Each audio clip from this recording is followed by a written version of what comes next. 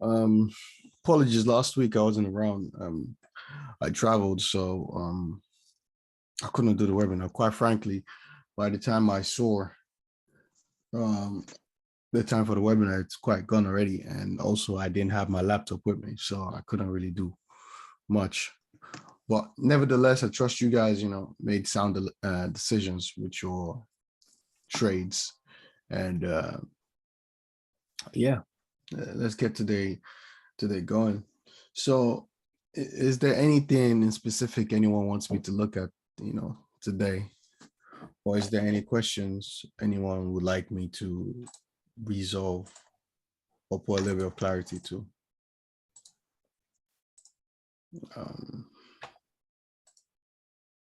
So if you have any specific assets, please just post them in the chat box. It's quite easy. I'll look at them and then I'll start with that analysis. Okay. Thank you. Right. So, I mean, I believe everyone is familiar with the way we normally trade, which is the 3 points trading, the COT, seasonality, and probability, right? So someone said we should do Euro AUD.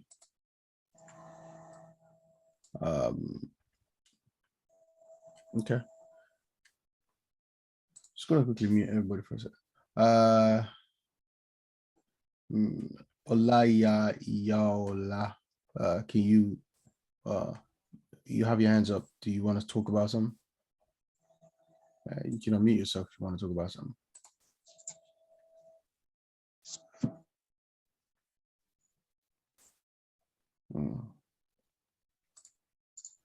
Okay. Oh, okay. I see it. Go. Right. Yeah. I'll check go. That's no problem. All right. Cool. No problem. You can put your hands down now. It's like so it doesn't quite confuse. Okay. Let's get to it. So far we have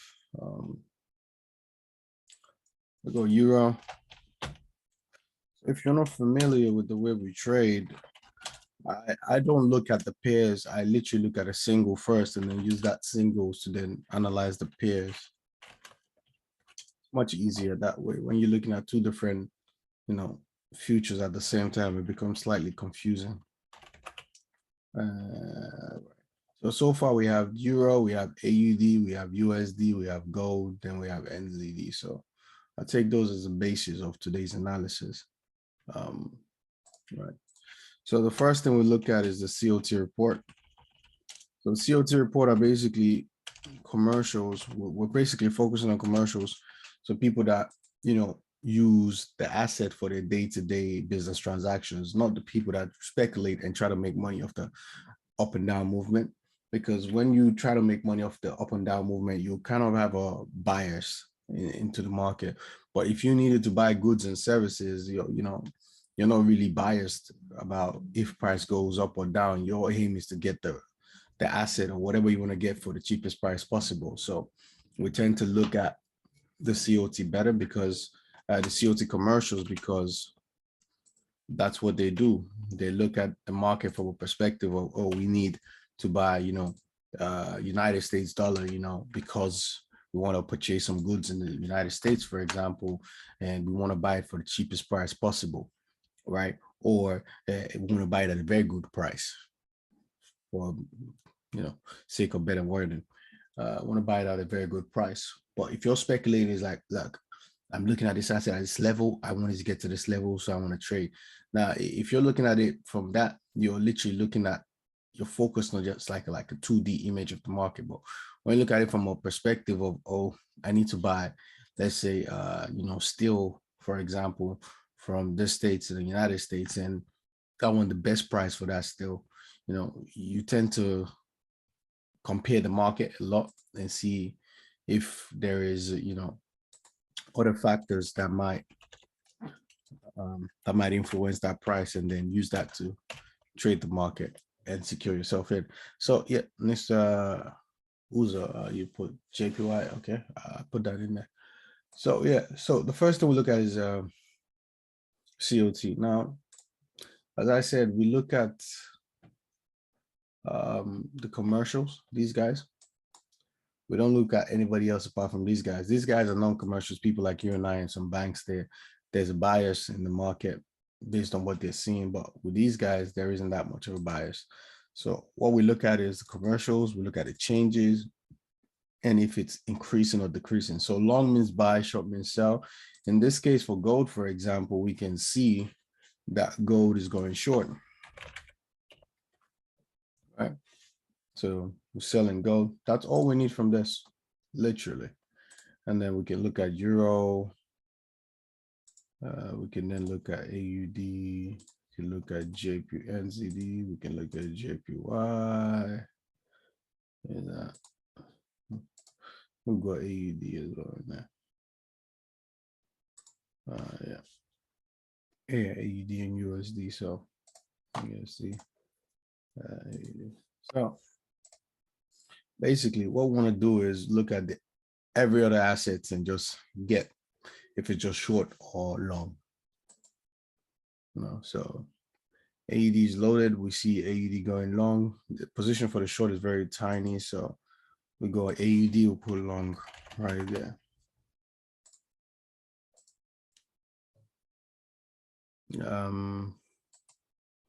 And next to look at NZD, we put long right there. All right. So on NZD, we're gonna put long.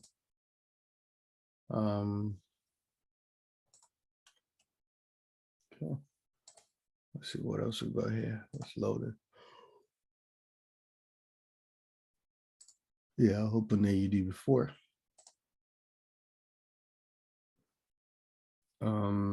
With USD, there's neither long or short, so we're going to take that out. We don't need that because we don't have a clear direction. Just going to wait for the rest to load. Then euro, we have that going short, even though we have long right here, but short seems to dominate. So euro, we're going to go short. All right. Then we have JPY. Yeah, USD hasn't been doing good. Go JPY will go long. All right. Okay, so we have all our COT compiled. We don't need that anymore. The next thing we do is look at seasonality. Now, seasonality is basically what it states, right? It's basically the season of the year. Everything in this world is practically a cycle, and even the market is not exempt from that cycle. So basically, we want to look if euro short is aligned with the cycle we're in right now. If euro is going to go short in this current cycle, or AUD is going to go long in this cycle, and so on and so forth.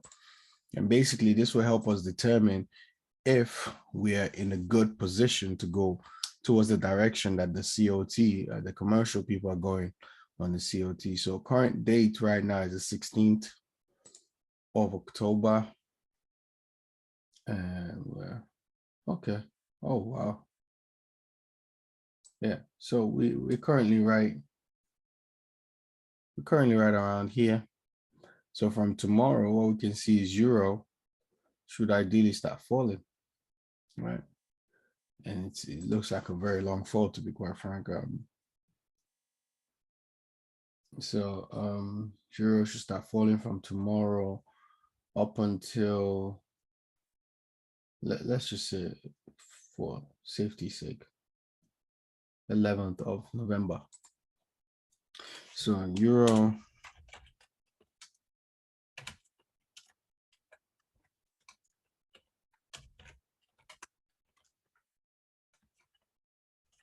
so we have euro falling up until this period. Now, if you know euro is falling, for example, euro USD primarily should literally go down. And euro JPY should primarily go down. Euro AUD should primarily go down, because if euro is weak, whichever asset is paired to it should ideally be slightly stronger than euro. Are you getting the gist? So this is how you merge from looking at just one specific asset, the futures, into FX. Okay, it's quite simple. Next thing we'll look at is AUD.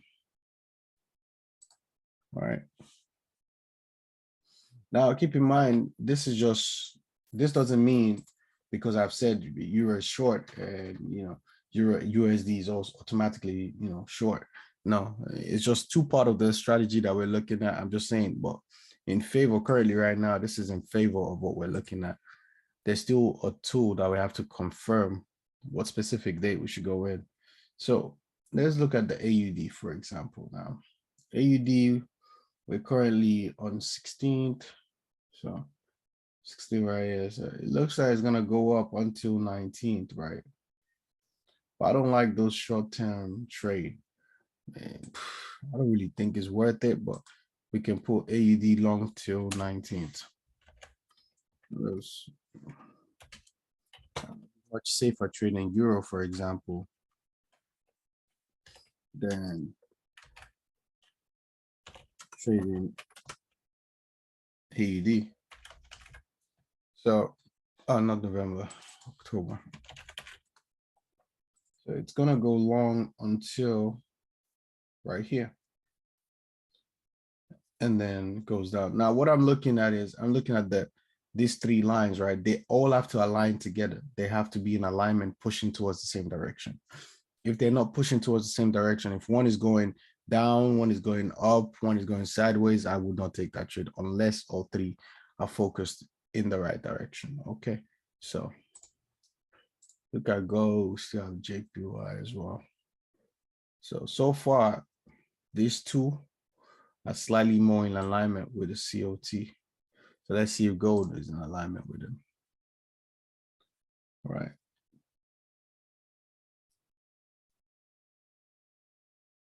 So from gold, it doesn't really look like we have done alignment. It looks more like a sideways, right? Tomorrow is 17, like 47 years is showing down, and 15 years on the bigger picture showing down, but the 5 years is showing up. So for that reason, there's a conflict, right? There's a divergent that we see in Forex. So there's one going down, there's one going up. For that reason, we would not touch gold. I mean, some people that know how to trade already, you might want to risk it and go down, but I prefer the peace of mind route. I cannot be bothered to touch, especially when we see, euro, it's already aligned. And the truth is, you don't want to trade every week anyway. When you don't have an alignment, just let it go. So for gold, for example, I'm just going to let that go, even though it might be a good move, but I can't risk it if it doesn't give me full alignment. So next thing to look at is NZD. So we're currently right here. Now, NZD looks like it's short from the 18th, and COT is telling us to go long. Now, because if I zoom in a little bit, right, we're currently right here. The long, which is buy, doesn't last more than 1 or 2 days. I do not take 1 or 2 days long. I don't really like them. The probability of them happening is quite low. So for that reason, take NZD out of the equation. So I don't need to focus on NZD anymore. Now I go JPY left. So now if you're paying attention, you can quite tell that with Euro and AUD, there's possibly, in some of the majors and minors, there's possibly 7 combinations for each. So automatically we've done 14 different trade analysis without even opening the chart to confirm. So basically, if you do this, you spend maybe 30 minutes a day, in a week, looking at this, you can quite specifically tell when you need to go into a trade and when you need to come out of it. You don't really need to do much, So next one is JPY.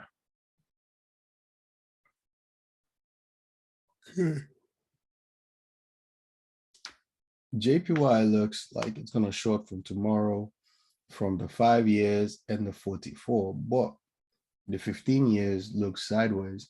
So for the same reason, we are not going to touch JPY, which leaves us with just Euro and AUD. Now, going back to the asset what I was called for, we can check Euro AUD. I mean, just looking at this, you see Euro going short, you see AUD going long. You know, oh wow, I didn't even put the entry date right there. I have to check the entry again. I think it's 17th. I'm not sure for both. I think it's 17th. But I'm just gonna verify in a second. But pretty convinced that it might be 17th. So you already know, like, Euro AUD, for example, Euro is going short and AUD is going long. Euro AUD is most likely going to drop. All right. Next one you want us to look at was the Euro USD. Similar approach. You know, gold, we cannot check gold. We can look at Euro NZD. That's a possibility. We can look at AUD JPY. That's also a possibility. And yeah, so we have 4 assets to look at and see if they align. So I'm just going to quickly just zoom past this one more time to check entry on Euro.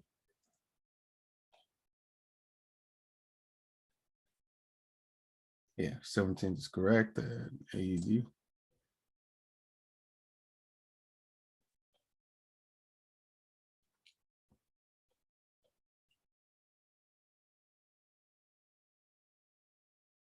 Yeah, 17 is also correct. So next thing I do is check the last two, which is not really the last one. One of the last from the fundamental side is to check these assets against it. So, all right. So I can check Euro AUD, for example. I can check Euro USD. Let's see what else to check. USD. And I can also check AUD JPY. All right.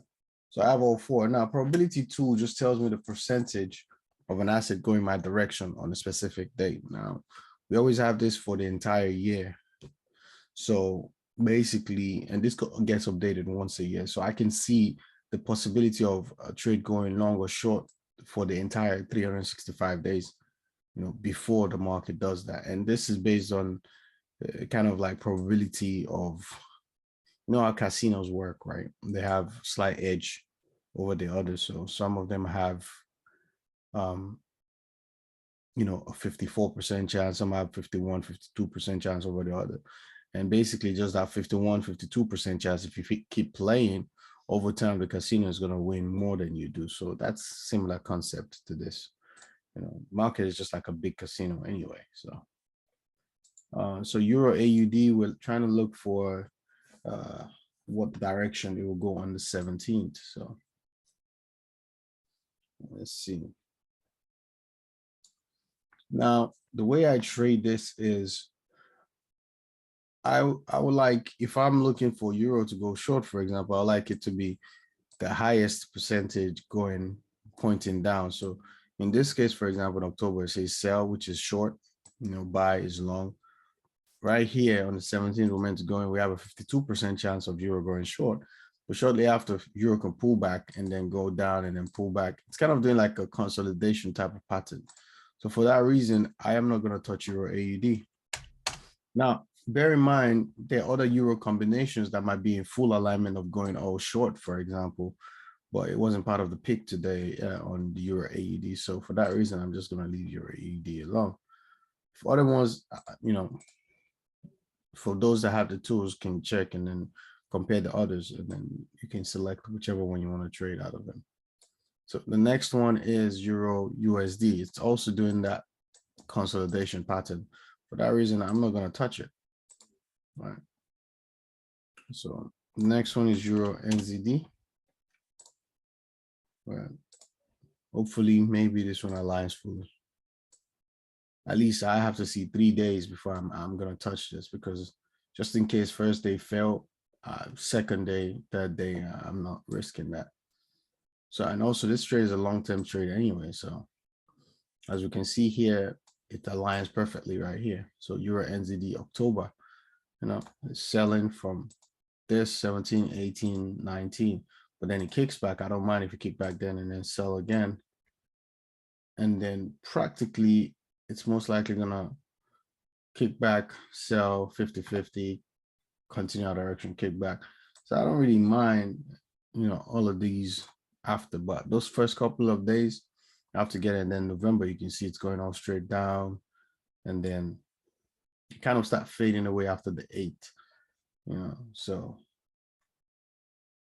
I can bear with this till the 8th, for example. Normal exit for the euro going short anyways, 11, so I can bear from 17th till 8th.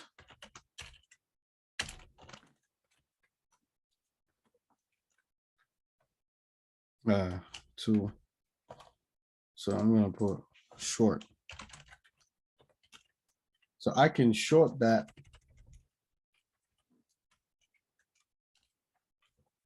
from that period to that period, right? So I'm more comfortable with it. And then the last one to look at is AUD JPY.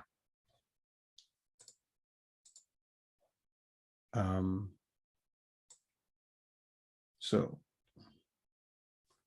with AUD JPY, I'm expecting AUD to go long. So what we see here, it's going long, then short, then long, then long, long. But because we're only going in for 3 days, which is one here, I would like all 3 days to be aligned because all 3 days are not aligned. So for that reason, I'm going to drop this asset out of the pack, right? It's AUD JPY. Now, keep in mind, there's still other assets to compare, Euro to probably Euro GBP is still there, there's still other assets to look into, so for those that have it, you can check it. And there's also other assets to compare your AUDs to. Some of them might be aligned. So, but from the ones that's chosen so far by you guys, this is the only one that seems to align with the strategy. And then the next thing to do is just go on here and look for it. And then check the alignment with, whatever we want to do. Now, just by looking at this anyway, you can see last month, Euro tanked massively. And whenever you have an asset that tanked, most likely you're going to get pullback whatsoever. It tried to pull back this month, but it's been unsuccessful. So this time around, though, it might actually be successful kicking back this week and probably going back somewhere here or somewhere down here just to raid the people that got in right here, because people that got in on the body of this candle were already raided. Now, people that got in on this candle has not been raided yet, so they'll probably get raided if they're not taking their profit out of the market. So, right. So that being said, you can see it left this zone a while ago, and it's been going up for 1, 2. Okay, we got a pullback here anyway, but that's sufficient. But before the pullback, it's been going up for 7 days straight. So, which is almost 2 weeks. It's almost 2 weeks. So for that reason, I'll be very careful going long on this. The short seems to be more prominent, which is what we have right now. So I'm just gonna change my template a little bit. I like my EMAs. So there's this tool that is called William, and I use William to kind of predict where the market's gonna go before it goes there. It's not 100% accurate. I mean, it's about 70%, but 70% is good enough. Plus, the other tools that we have, combining them together is just beautiful. So what we're seeing here is William pointing down, saying it's going to come down. And when William points down, the market seems to follow. Now, when it points up, it seems to follow. You can see when market was falling right here, it started pointing up and market went up. And if we look here, for example, as well, when market was falling right here, it was pointing up. And at one point, it gets its U-turn. So basically, it tells you it's going to happen before it happens. And, by this tool, using this tool by itself, you have no clue when the market is going to turn. You just know that it's pointing up. It's going to come. It's going to come. You can see it right here as well. When he had that, it came. And then when he had that fall, you had a consolidation. Right here, for example, when he fell, for example, it didn't really have that much. But this small dip that you saw right here, dipped right there and then that. So basically, the William is just to give us an extra confirmation saying, okay, we're looking towards the right direction. That being said, Euro NZD seems to be looking good on the short side. Now, for people that might not be aware, there's also another tool. And there's also another tool to use. Okay, let me just find it right here. Yeah, candle wick display. Now, this is purely mathematics, right? Now, the rule of this tool right here is simple. Is we want to look at the average price within a certain period of time, right? That's the rule of this game, right? And what we tend to do is, because we're going in directly on Monday, give me a moment, guys.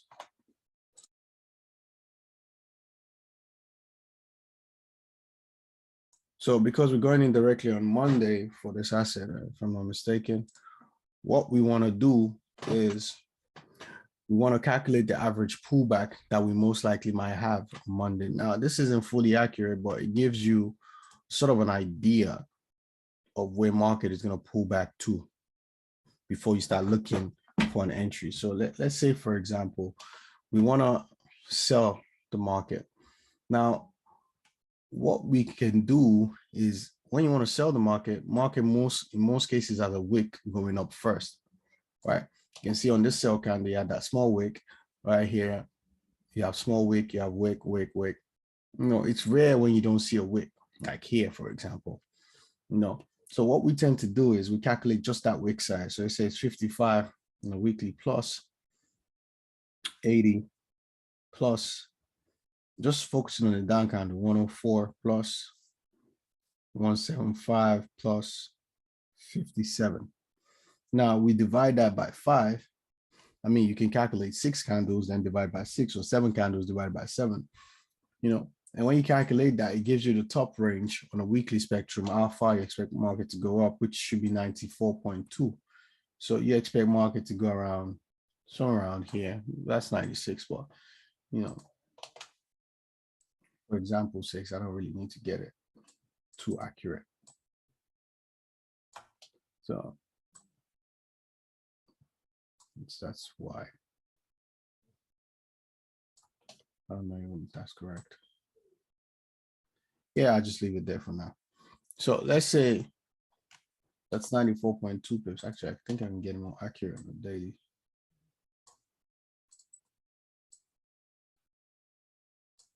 Yeah, so yeah, let's just say around here. So that's 94.2 pips. And then on the daily, you do the same. Because we're going in tomorrow, we can do it on the daily now. So that's the upper end you want the price to get to before you look for your entry. Now, I would explain that further in a second once I finish calculating this, but let's calculate the one for the daily. Daily is 83 plus 83 again. You see, it actually looked similar right here. Plus 17 plus 55 plus 171. That's a lot right there. So we're just looking at the down candles, and then we divide that by 5, which gives us 81.8 pips. So it's very similar to where we currently are right now. Anyway, let me stretch that out a little bit more.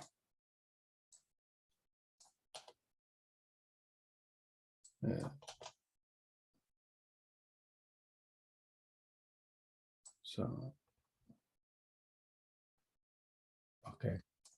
The other one, I might have got this slightly mixed up. But let's just say, for example, 6. In your case, you have to be slightly more accurate. So in this scenario, for example, it's telling us to, let's say our entry is going to be just around this zone right here. Now, because we're going in tomorrow, market might actually not get to this entry zone, right? So to give us a little bit extra cushion, what we tend to do is load out, support and resistance, what we normally have, just a normal indicator. So everybody has their own support and resistance. You can use anyone you want. You know, whichever support and resistance indicator you have is good. And this is all for educational purposes. So what we tend to do is look at the support and resistance. Now, from support and resistance on the daily, what on the 4 hours, this is what we can see. Let me go check that on the daily. Now, on the daily, you can see right here, it's quite close to exactly where the support and resistance line right here is, which is the resistance point. What we tend to do is you can mark out the entire zone from here to here, right?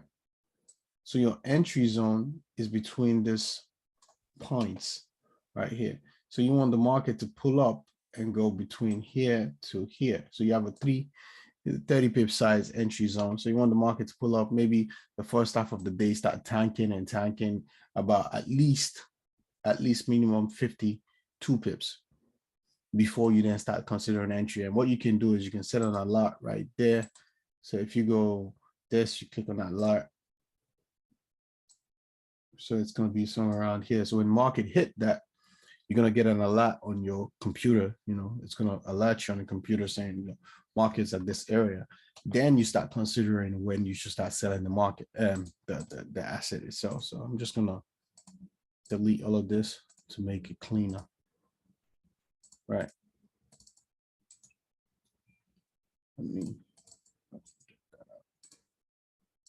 Okay, so we're going to delete that to make that cleaner. So this would ideally be the entry point right here. So you wait for market to pull into the zone, then you short the market. And then to make things a little bit more interesting, I hope I haven't confused you. I know this is a lot to take in. You load the indicator called ATR, and that will tell you where you should put your stop loss or you take profit. Now, I recommend ATR times 1.5 or ATR times 2, which is 96 pips times, you know, 1.5 or 96 pips times 2, and that's literally on 4 hours, you know. So 96 pips times 1.5 should give 144 pips. Now, let's say you went in around here, for example, your stop loss would be about 144 pips, so somewhere above right here. Now, it'll be very, very, very difficult for the market to raid you. Literally, it'll be very difficult for the market to raid you.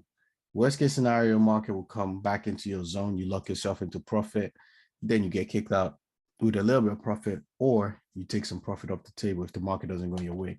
But the chances are very low when, you know, your stop loss is somewhere up here and your entry is already here. So the market literally has to move, you know, an extra, let's say, for example, 180 some pips. Or wait, actually, what's the distance from here to here? 56. So, and then you go like 144. So 56 by 144, that's literally 200 pips. Market has to move 200 pips upwards to try to kick you out. You know, so those are the strategy that I used to trade. And to take your profit, all you just need to do is your ATR. You know, you do your ATR times 1.5, and you also do ATR, and then you let the rest go, or you can do ATR times 2. So you have 3 take profits. Take profit 1 is ATR. So one price gets to 96 pips, for example, you can use your ATR in 4 hours. Don't go below 1 hour on the ATR. So if the market gets 96 pips, you lock your rest of your position in profit, take your first profit off. When the market gets to ATR times 2, in this scenario, let's see, that should be around, you know, 192 pips. 192 pips, you lock yourself into the first ATR profit, right? And the third one, the third take profit, just let it run to the exit date. No, let it run to the exit date that we have on this, which is here, right? And that's how you work that. Now, that being said, Mr. Oza wants me to check AUD JPY. So let me just check the AUD JPY. You said I should check. Wait, didn't I check that? I did check the AUD JPY, Mr. Oza. It doesn't really give the full alignment because we wanted for, you know, we like the 3 days, and the trade is only 3 days. Now we're looking to go long on it, and we had 56% chance going long, then we had it going short, then we had it going long. So it doesn't really work out that way. Unless you got those 3 days going long, then it's much safer. That being said, this is from the trades called today, this is the one we have the best alignment. Risk is low. So it's a low risk trade. They seem to align perfectly with this. So Euro NZD is the trade of the week, basically. And you can take this from tomorrow. So far you wait for price to go up first and get it at the wick, because when it goes up and it starts falling, you'll be in at the tip, somewhere around the tip right here. So the next day when price comes back to rate everybody in the body, for example, you're not there to be rated, basically. And even if it comes to your tip or comes back to your entry, you'll be well assured by the next day after that, price already moved away from you. And also you can take one profit right here or right here. So that's all I have time for today, guys. Thank you very much for joining, and have a wonderful trading week ahead, and take care of yourself. God bless you guys. See you soon. Bye.